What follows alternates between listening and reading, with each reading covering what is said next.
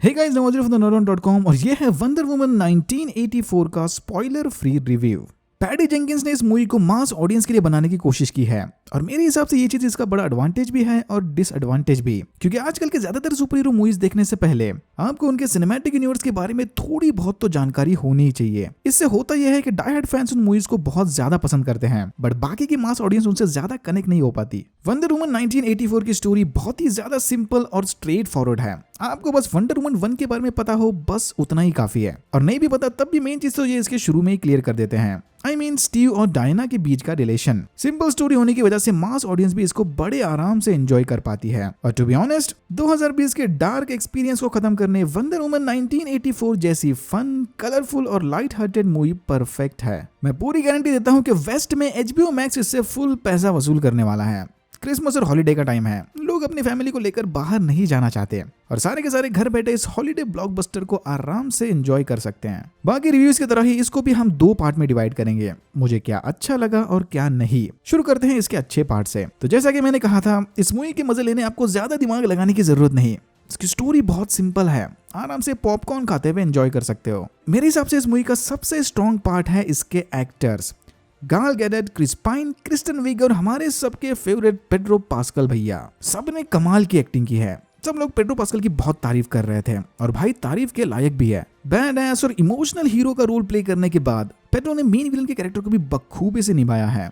और गैल गैडेट के तो क्या कहने, वो पैदा हुई थी वंडर वुमन का रोल प्ले करने। इसकी फिजिकल और वोकल एक्टिंग वंडर वुमन के लिए परफेक्ट है। क्रिस्टन विग के कैरेक्टर के बारे में मैं ज्यादा डिटेल में नहीं जाऊंगा, क्योंकि उसका बारबरा टू चीता ट्रांसफॉर्मेशन वाला पार्ट थोड़ा स्पॉइलर ही है। जहां तक क्रिस पाइन की बात है, बहुत लोगों का मानना है कि पैटी जेंकिंस ने इतने टैलेंटेड एक्टर को वेस्ट कर दिया। सारी मूवी में क्रिस पाइन बस वंडर वुमन का लव इंटरेस्ट बन के रह गया और कुछ नहीं। नहीं, ऐसा बिल्कुल नहीं है। मेरे हिसाब से पैटी जेंकिंस ने फाइनली इस लव इंटरेस्ट वाले प्रॉब्लम को सॉल्व कर दिया और उसे एक्चुअल में कहानी का इंपॉर्टेंट हिस्सा बनाया। क्यों भाई, जब लुइस लेन सारी मूवी में बस सुपरमैन को आसमान में उड़ता देख रही थी तब तो इन्हें कोई प्रॉब्लम नहीं था। अब जेंडर चेंज हो गए तब प्रॉब्लम दिख रहा है क्या? और प्रॉब्लम है भी नहीं। मेरे हिसाब से स्टीव का कैरेक्टर आर्क परफेक्ट था और वाकई में क्रिस पाइन की एक्टिंग को मानना पड़ेगा, एकदम जेन्युइन एक्टर है। एक्टर्स के बाद मेरा सबसे फेवरेट पार्ट था इसका बैकग्राउंड म्यूजिक। हैंस जिमर के क्या कहने। 2020 में फर्स्ट टाइम मैंने किसी मूवी के बैकग्राउंड म्यूजिक को एक्चुअली एंजॉय किया है। इसने मेरे कान के पर्दे नहीं फाड़े।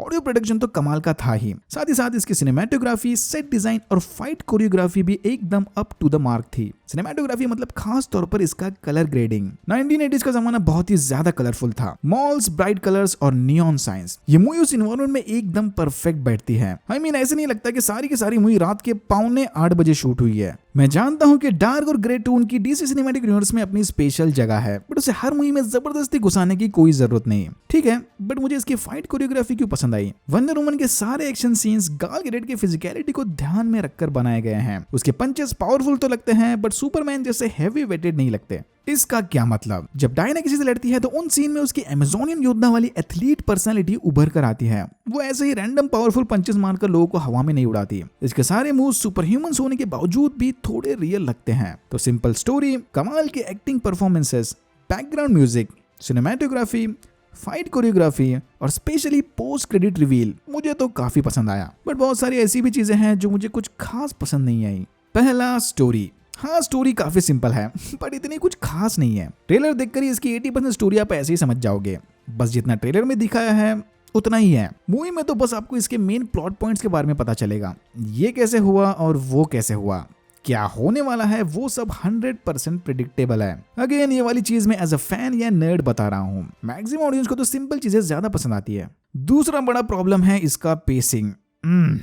स्टोरी काफी सिंपल थी और उन्हें 2.5 घंटे की मूवी बनानी थी, तो ज्यादातर टाइम अननेसेसरी कैरेक्टर डेवलपमेंट में डाल दिया। मूवी का पहला 60 to 70% पार्ट बस कैरेक्टर डेवलपमेंट में ही चला जाता है, वो भी इंटरेस्टिंग वाला नहीं, थोड़ा स्लो और बोरिंग टाइप का। मुझे पर्सनली सारे 2.5 घंटे काफी फील हुए, बट वहीं मेरे एक फ्रेंड ने मुझे बताया कि उसे वो टाइम कैसे गया बिल्कुल समझ नहीं आया। तो पेसिंग भी पर्सनल प्रेफरेंस पर डिपेंड करता है। मुझे पेसिंग थोड़ी स्लो लगी। ओके, माना कि इसकी फाइट कोरियोग्राफी कमाल की है, बट सरप्राइजिंगली इसमें ज्यादा फाइट सीन्स हैं ही नहीं, और जितने हैं वो भी सारी छोटी छोटी लोकेशंस पर हैं। यार, फाइट सीन अगर स्ट्रॉन्ग पॉइंट है तो उस पर ध्यान दो ना। इवन लास्ट वाला मेन फाइट सीन भी मुझे काफी डिसअपॉइंटिंग लगा और उसमें मैक्सिमम सीन्स CGI थे। आई नो कि चीता के साथ फाइट है तो CGI ही ज्यादा होगा, बट वो सीजीआई भी कुछ इतना खास नहीं था। मैट्रिक्स रीलोडेड टाइप का सीजीआई लगा। दोनों के दोनों फाइटर्स बिना किसी फ्रिक्शन के हवा में तैर रहे हैं। और बाय द वे, ये चीता इतनी व्हाइट वॉश क्यों लग रही है? अगर इसे कॉमिक बुक वाला लुक दिया होता तो शायद थोड़ा और मजा आता। सारी ऑडियंस ऑलरेडी जानती थी कि ये कैरेक्टर सीजीआई होने वाला है, तो उसे पता नहीं क्यों रियल दिखाने के चक्कर में अनकैनी वैली में ढकेल दिया। सारी मूवी में इस टाइप का एक भी बैड एस एक्शन सीक्वेंस नहीं है। इवन ये रोड वाले फाइटिंग को देखकर भी ऐसा लगा कि शुरू होते ही खत्म हो गया यार। बहुत ज्यादा पोटेंशियल था यार। और अब इस मूवी का सबसे बड़ा प्रॉब्लम, खास तौर से फैंस के लिए, मूवी खत्म होने के बाद आपके दिमाग में ढेर सारे सवाल उठने लगते हैं। बहुत सारे पॉइंट्स को ऐसे ही ओपन छोड़ दिया। पहले तो क्लाइमैक्स तक आने तक 2 घंटे लगा दिए और आते ही फटाक से स्टोरी खत्म कर दी। पैटी जेंकिंस ने कहा कि कुछ सवाल उसने जानबूझकर ओपन रखे।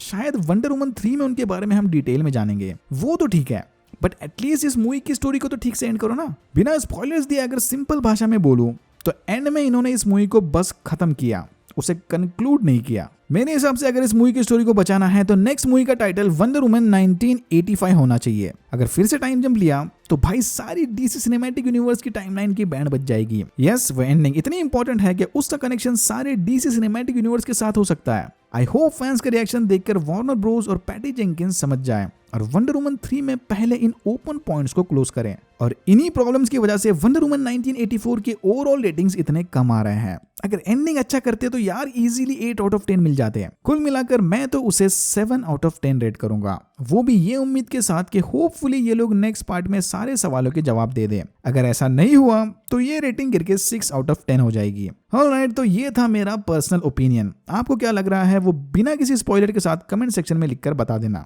अगर आपको वीडियो अच्छा लगा तो please like share and subscribe for more videos like this. मैंने ऐसे और भी वीडियोस बनाए जिनके लिंक्स आपको डिस्क्रिप्शन बॉक्स में मिल जाएंगे। Thank you very much for watching and I am hoping to see you in my next one.